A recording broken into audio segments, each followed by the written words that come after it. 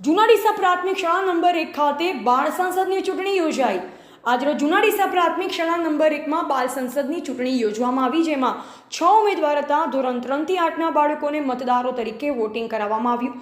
કુલ 75% મતદાન થયું, જેમાં ઈવીએમની એપ દ્વારા ઈવીએમ ક્રિકેટ કે રીતે ચૂંટણી થઈ શકે તેની જાણકારી આપવામાં આવી। આ બાળ સંસદ ચૂંટણી આયોજનના મૂળભૂત હેતુ બાળકોને ચૂંટણી પ્રક્રિયાથી વાકેફ કરી અને બાળકોમાં પણ નેતાગીરીના ગુણ વિકસે તેવા હેતુ સાથે ચૂંટણી કરવામાં આવ્યું। સમગ્ર ચૂંટણી પ્રક્રિયાનું આયોજન શ્રી અજયભાઈ મકવાણા દ્વારા કરવામાં આવ્યું હતું। મારું નામ પીપળાણી ફાતેમા છે। હું ધોરણ 8માં અભ્યાસ કરું છું। જૂના ડીસા પ્રાથમિક શાળા નંબર 1માં બાળ સંસદની ચૂંટણી હતી।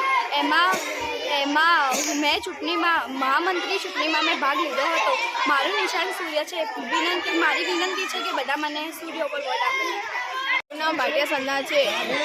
હું ધોરણ 8માં અભ્યાસ કરું। જૂના ડીસા પ્રાથમિક શાળા નંબર 1 મહામંત્રી ચૂંટણીમાં મેં ભાગ લીધો છે। મારું નિશાન મોર છે। બધાની નિમ્ર વિનંતી મને વોટ આપે। મારું નામ શેખ સાનિયા છે। હું ધોરણ 6માં અભ્યાસ કરું છું। જૂના ડીસા પ્રાથમિક શાળા નંબર 1માં બાળ સંસદની ચૂંટણીમાં મેં ભાગ લીધો છે।